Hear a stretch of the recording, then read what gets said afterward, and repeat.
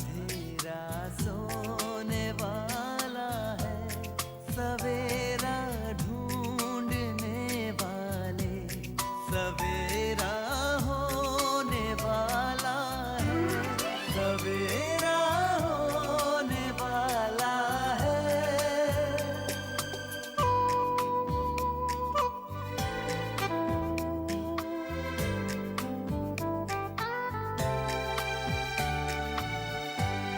खुशी छलकाएंगी किरणें, खुशी बरसाएंगी किरणें, तेरे गम की सियाही को उजाला धोने वाला है, सवेरा होने वाला है, सवेरा।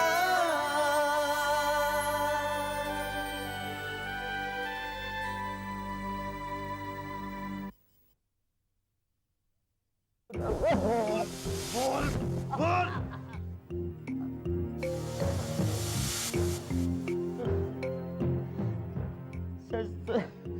सच तो ये है कि मैंने अफजल खान साहब के साथ अब तक जो कुछ भी किया वो इस बेरहम शहर में रोजी रोटी की खातिर किया। मैं तो वैसे ही अकेला बेबस लाचार इंसान, किसी का क्या बुरा करूंगा बताइए। फिरा कर नहीं, सीधे सीधे बता। मैंने तो अंधेरे में तीर चलाया था, मेरी किस्मत अच्छी थी जो तीर निशाने पे लग गया। मतलब शगुफ्ता की अम्मी जूनियर आर्टिस्ट जो मर गई, मेरे उनसे अच्छे ताल्लुकात थे और अफजल खान साहब से उनके बहुत गहरे ताल्लुकात थे। मुझे शक था कि उनके बीच कुछ नाजायज ताल्लुकात हैं, इसलिए उनकी मौत के बाद मैंने अफजल खान की सेक्रेटरी की नौकरी हासिल करने के लिए उन्हें झूठ मूठ धमकाया कि मैं उनके ताल्लुकात के बारे में जानता हूँ। मेरे पास सबूत भी है। अगर वो अब मुझे नौकरी पर नहीं रखेंगे तो मैं उनकी बीवी के सामने और पूरी दुनिया के सामने ये राज जाहिर कर दूंगा। और तेरी इस धमकी से डरकर अफजल खान ने तुझे नौकरी पे रख लिया, क्यों? जी, लेकिन मेरे पास कोई सबूत नहीं है और कोई राज भी मैं नहीं जानता उनका। सच बोल। मैं सच कह रहा हूँ, मैं सच कह रहा हूँ। मैं उससे ज्यादा कुछ नहीं जानता। हाँ, एक दो बार मैंने उनसे जरूरत पड़ने पर 20,000 रुपए लिए थे और उसके अलावा मैंने कभी ब्लैकमेल नहीं किया, कभी ब्लैकमेल नहीं किया। मैं सच कह रहा हूँ।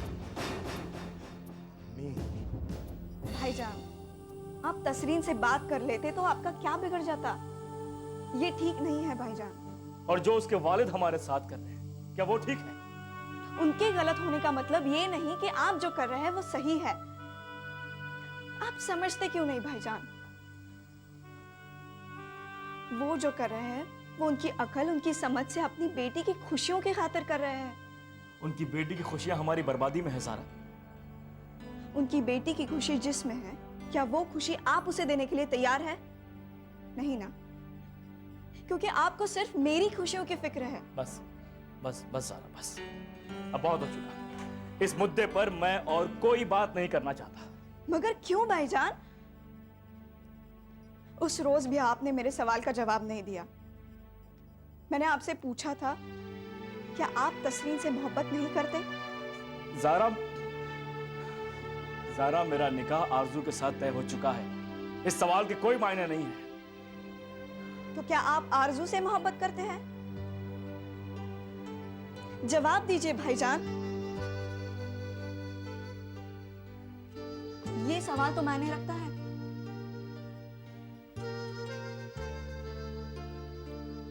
मैं आरजू को नापसंद नहीं करता। किसी को पसंद करने और किसी से मोहब्बत करने में बहुत फर्क है। तुम कहना क्या चाहती हो?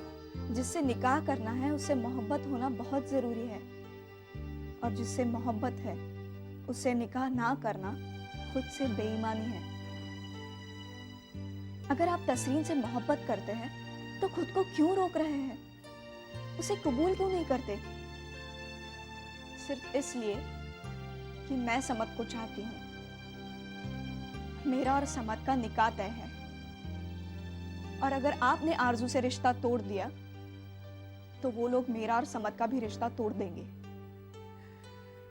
देखो, मैंने जो भी फैसला किया है बहुत सोच समझ के किया है, और अब बस इस मामले में मैं और कोई बात नहीं करना चाहता।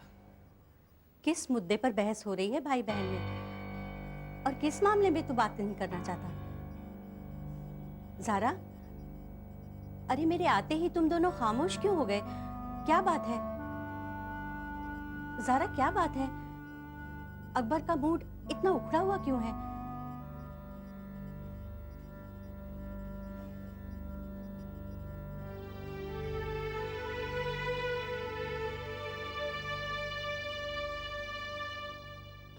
तुम दोनों के दरमियान क्या बात हो रही थी? क्या बात है बेटा, बताती क्यों नहीं? अम्मी, हमने कभी भाईजान का दिल टटोलने की कोशिश नहीं की। उनकी खुशी किस में है ये जानने की भी कोशिश नहीं की, और वो तो कभी अपनी जबान खोलते नहीं। फरिश्ता इंसान जो ठहरे। ये तू क्या कह रही है? ये माजरा क्या है? अम्मी, भाईजान मेरी खातिर अपनी मोहब्बत की कुर्बानी दे रहे हैं। मोहब्बत की कुर्बानी मतलब? उन्होंने कबूल नहीं किया, मगर मैंने उनकी आंखों में, उनके चेहरे पर पढ़ लिया है। अम्मी, भाईजान आरजू से नहीं, तसरीन से मोहब्बत करते हैं। तसरीन से मोहब्बत? ये तू क्या कह रही है? ये तसरीन कौन है? बताती हूँ। मगर आरजू के अलावा अकबर किसी और लड़की से मोहब्बत कैसे कर सकता है? क्यों? क्यों नहीं कर सकते किसी और से मोहब्बत? पागल हो गई है क्या? मेरी पूरी बात तो सुन लीजिए अम्मी। अच्छा, बता क्या बात है? मैं आपको सब कुछ तफसील से बताती हूँ।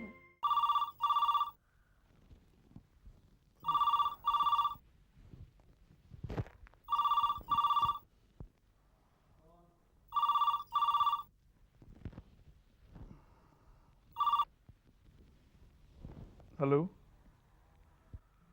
हाँ, वालेकुम अस्सलाम। कैसी हो?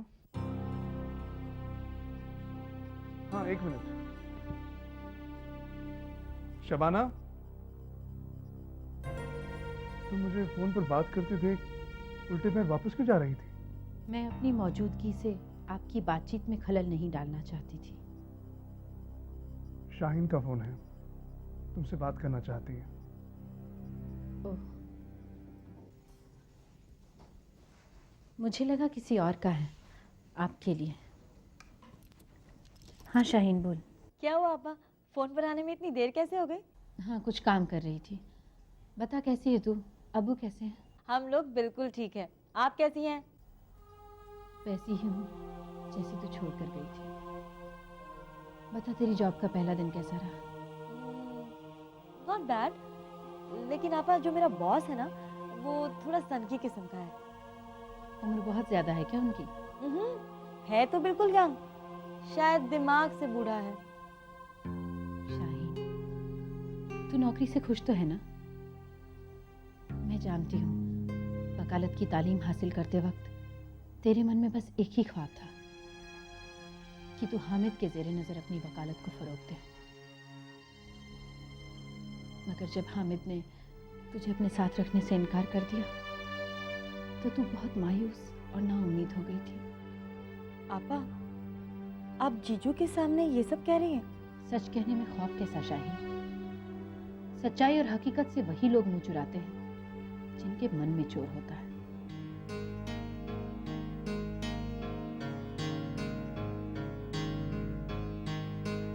कल हाईकोर्ट में पेशी है। हामिद ने सारी तैयारियां कर ली? हाँ अम्मी, हामिद अपनी तरफ से कोई कसर नहीं छोड़ेंगे।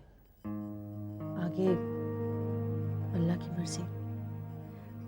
जिसका कोई नहीं होता है, उसका वही निगहबान होता है। अम्मी, आज मैं हामिद के साथ वाशी वाला फ्लैट देखने जा रही हूँ।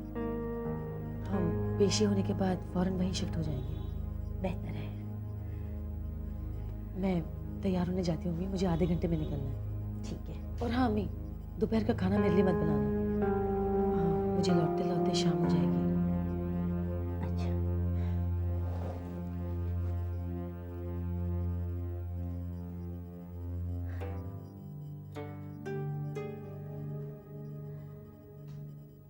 या अल्लाह, मैंने जिंदगी में बहुत मुसीबतें उठाई हैं, बहुत बुरे दिन देखे हैं, लेकिन अब मैं अपनी बच्ची को खुश देखना चाहती हूँ। मेरी सारी ख्वाहिशें अधूरी रह गई, लेकिन मेरी बच्ची की सारी ख्वाहिशें पूरी करना, उस पे रहम करना मेरे मालिक, उस पे रहम करना।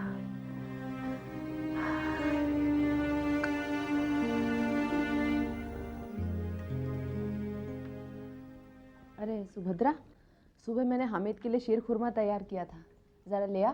जी लाती हूँ। नहीं रहने दो, हमें भी मन नहीं है, शाम को खा लूंगा। क्या हुआ शबाना? क्या हुआ मेम साहब? मैं जाकर देखता हूँ।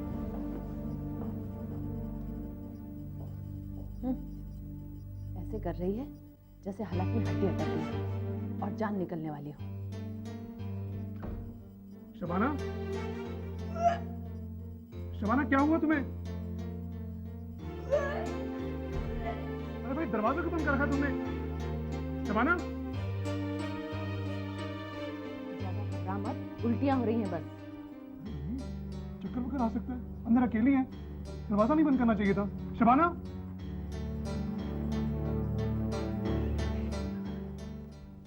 तुम ठीक तो हो ना? चलो लेट जाओ, आराम करो।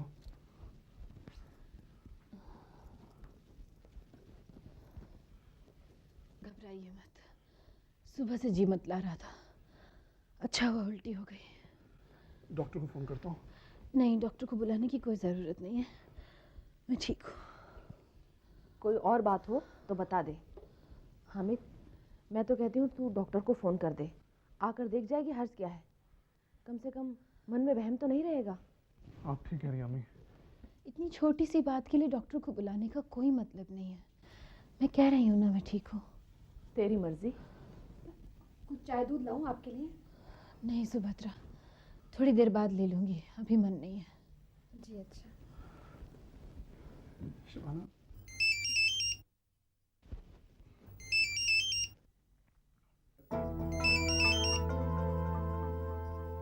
हेलो। तैयार हुए या नहीं आप? हाँ बोलिए। याद है ना, ठीक आधे घंटे में आप मुझे रास्ते से पिकअप करने वाले हैं और आज आप मुझे वाशी ले जा रहे हैं अपना फ्लैट दिखाने के लिए। हाँ याद है। आप सही वक्त पर पहुंच जाना। पहुंच जाऊंगा। लगता है आपकी बीवी आपके इर्द गिर्द ही है। ठीक है, मैं फोन रखती हूँ। खुदा हाफिज। आप लोग नाश्ता कर लीजिए। शबाना, अगर तुम्हारी तबीयत खराब है तो आज मैं दफ्तर नहीं जाता। मेरी तबीयत इतनी भी ख़राब नहीं कि आप अपने दूसरे ज़रूरी काम छोड़कर घर बैठ जाएं। ऐसी कोई बात नहीं है, दफ्तर का काम तो कल भी किया जा सकता है।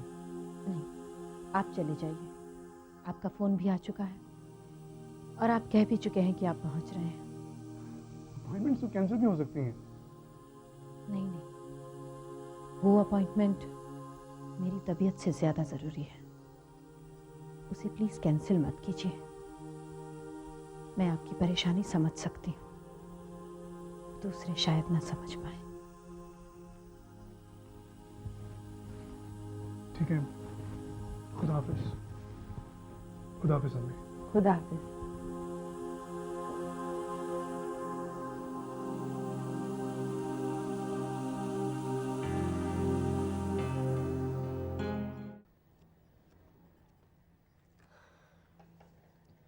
अकबर बेटे, आज तक तूने तसरीन का कभी जिक्र नहीं किया हमसे, और अब बात यहाँ तक पहुँच गई है कि उसके वालिद ने तेरा जीना हराम कर दिया है।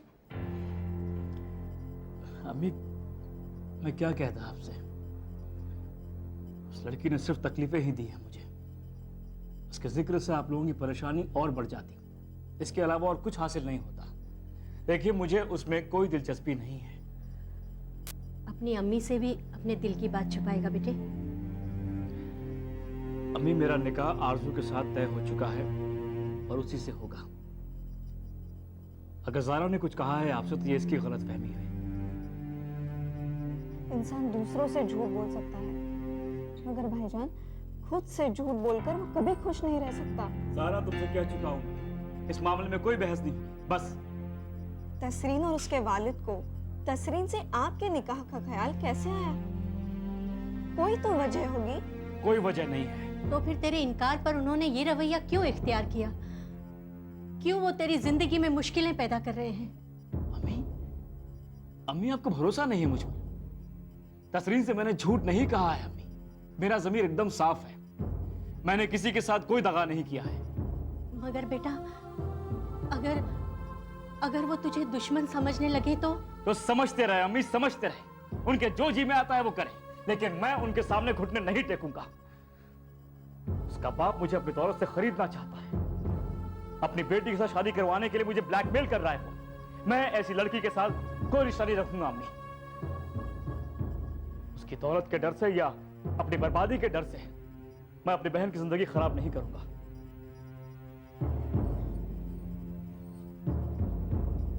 भाईजान, ये हालात इसलिए पैदा हुए हैं क्योंकि आपको सिर्फ और सिर्फ मेरी खुशियों की फिक्र है। सारा, इस घर की खुशियों में मेरी खुशियां हैं। तुम्हारी खुशी में मेरी खुशी है। ये बात अपने जहन से निकाल दो सारा, कि मैं तुम्हारे लिए कुर्बानी दे रहा हूं। इस वक्त मेरे दिमाग में सिर्फ एक ही बात है। मेरा सिर्फ एक ही मकसद है अम्मी, अपने अब्बू के कातिलों को सजा दिलवाना। कल कोर्ट में हमारे केस की पेशी है। हमें मिलकर दुआ करनी चाहिए कि फैसला जल्द से जल्द हो और हमारे हक में हो।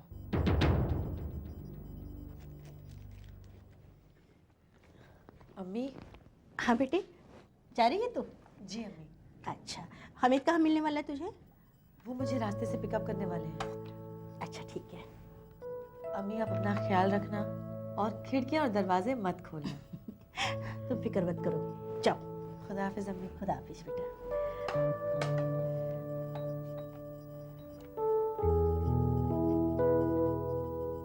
मेम साहब उठिए, दवाई खा लीजिए।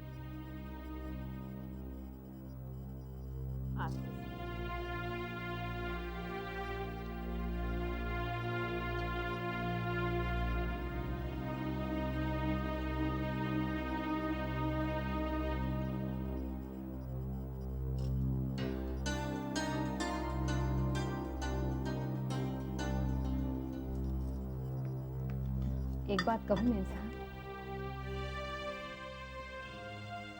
कई रोज से मेरे दिमाग में एक ख्याल आ रहा है। कैसा ख्याल सुभद्रा? आप सीधी जाकर उस चुड़ैल से किसी दिन बात क्यों नहीं करती? कम से कम उसे जाकर पूछे तो सही कि क्या दुनिया में तुझे और कोई मर्द नहीं मिला जो आपसे आपके शौहर को छीनने पर तुली हुई है?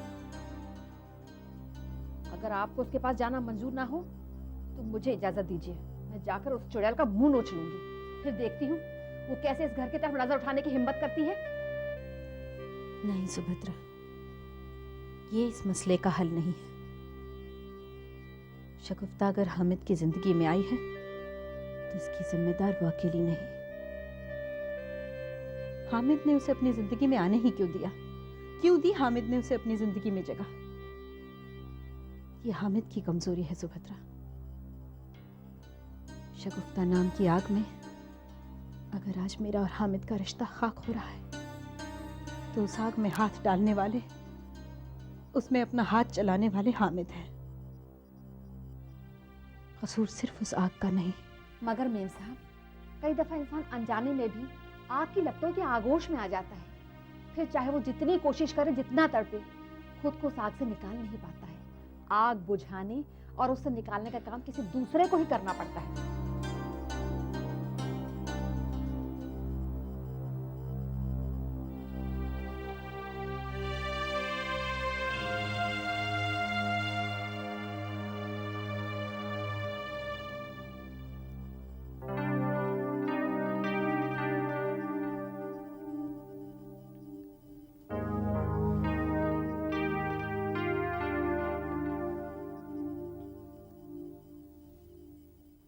महबूब की कोई खबर?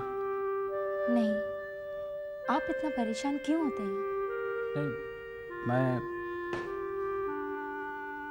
आइए इंस्पेक्टर साहब।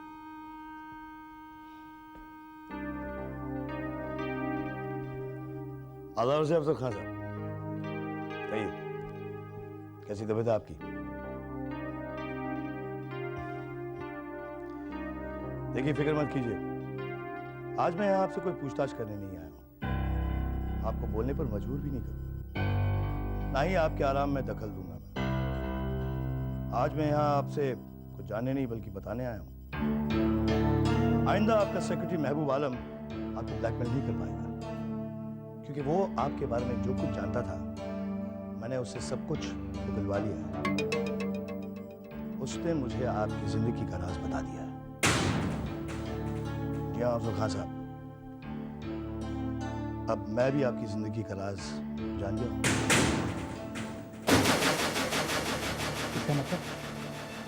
इसका मतलब उसने आपको बता दिया कि वो मेरी नाजायज बेटी है?